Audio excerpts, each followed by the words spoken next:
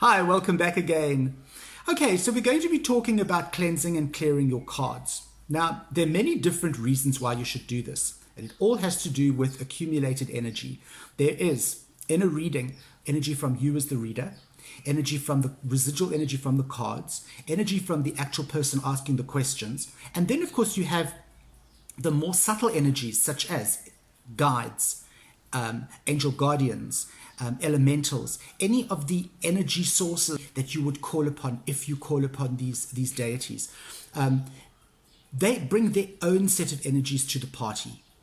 Obviously, if you open that door to calling in entities and calling in guardian angels, guardian spirits, you're also allowing the possibility of negative energies coming in. Okay, so what we need to do is we need to clear our decks. Now, I'm just going to tell you the few things that I do to keep my decks nicely cleansed, nicely energized. And then at the end of the video, I will explain to you what you should not do. First and foremost, I want to show you, I've done a little modification of the Angel Oracle deck, okay, which I'm going to be using for this demonstration. So the very first thing you can use, and I think everybody knows this, is you can use crystals, okay? And the way you do it is you just take your deck, you take your crystal, you pop your crystal on top of the deck like that, and then you leave it. Let it charge overnight, okay? What you can also do is when you have the crystal on your deck, you can just hold your hand over the deck and you can just state your intention for that deck. But what crystals? Surely all crystals are different. Yes, they are. And all crystals come with their own set of energies. So what I'm going to recommend is, I have a few crystals here that I personally use, all right? And I'm going to show them to you. You can perhaps go and buy them. You don't have to have all of them. You can just choose one, but I like to use a variety. So crystal number one is the one I just used. This is Citrine. Citrine has a very fresh, vibrant, sparkly energy to it. It is best to use this on decks that can be a little comical almost, that don't take themselves too seriously. All right, so that's Citrine. I then have Smoky Quartz. Okay, beautiful piece of Smoky Quartz, as you can see. You can use this crystal to unfog any deck. All right. Next up is Amethyst. So Amethyst is again a clear all. It is very good for putting onto your more rosy and loving decks. I wouldn't use this on any of my dark decks. I wouldn't use this on a deck that's just been used to give a very deep, dark, in-depth reading. This is just used for mild deck cleansing, let's say that, okay? Of course, we have the god of all crystals, clear quartz. All right, clear quartz is, again, it is a cleanse all. You can use this on any deck at any time for any length of time. All right, and it will sort your deck out. So in my opinion, if you don't have money, or if you don't have a lot of resources to go and purchase a whole array of crystals, this is the big daddy of crystals. Get yourself a piece of this stuff and it will sort your decks out. And the last crystal that I use, and this crystal is, you only need a teeny tiny little bit of it, okay?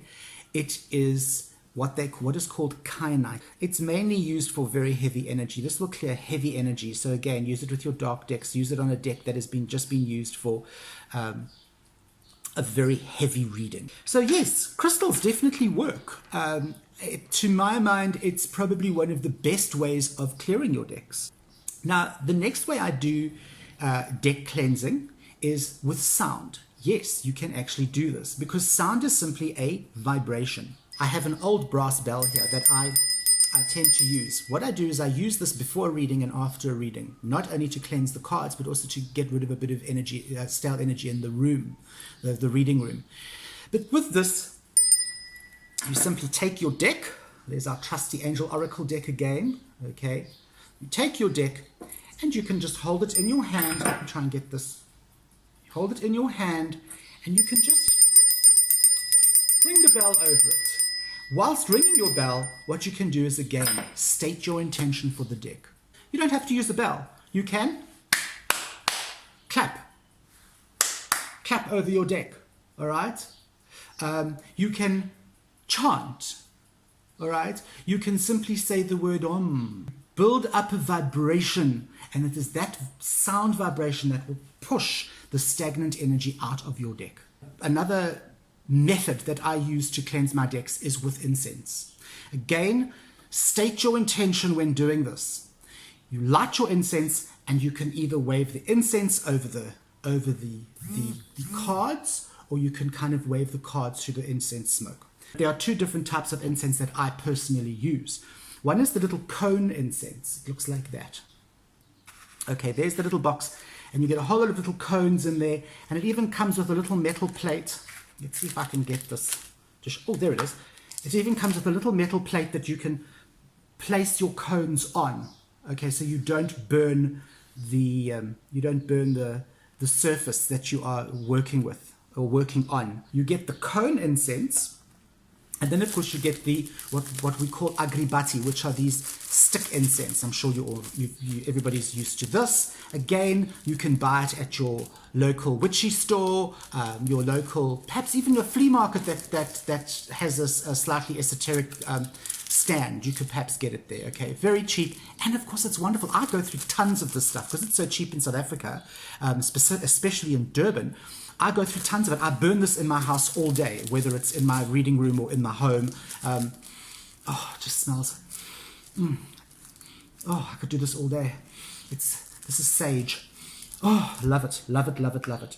So yeah, there's some ways of cleansing your decks. Okay, now I've got a little bonus for you. These are 3 things never to do with your decks. Okay, 3 ways that you should never cleanse your deck. Remember, decks are not crystals. I'll say that again.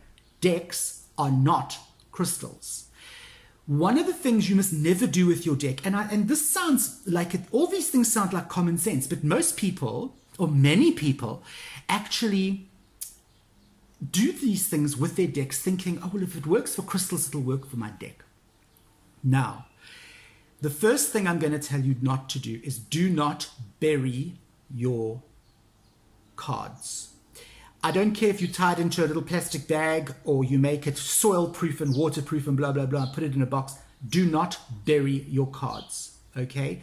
Cards do not like to be buried. The energy will stagnate. It will not evaporate into the ground like crystals. So rule number 1, do not bury your cards.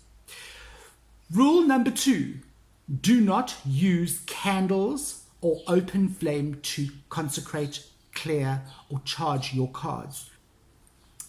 The other thing that you must not do, okay, is just leave your cards outside. Leaving your cards outside, day or night, is just asking for trouble. And don't tell me, yes, I leave my cards in a box. Anything can happen. In the middle of the night, it starts raining. You've now left your cards outside. When you left them outside, beautiful sunshine, you go off to work, you come back, it's been pouring with rain, the weather's changed, your cards are drenched, you have just flushed $50 down the drain, okay? 800 Rand down the drain. So please, those are the 3 things don't do. Don't bury your cards, don't zap them through the flames of a candle or some fire, and don't leave them outside. Okay, if you are going to use the sun and the moon to charge your cards, do it indoors. All right. So I hope this has been an informative video. I'm sure most of you or many of you already know these ways of cleansing and charging your cards.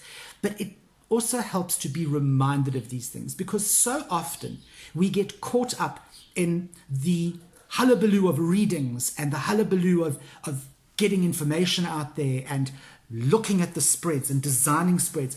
And we actually forget that our cards, in the same way as us, the same way that we do, our cards attract and hold energy, both positive and negative. I'm Matt from Tubby Teo saying, I'll see you on the flip side.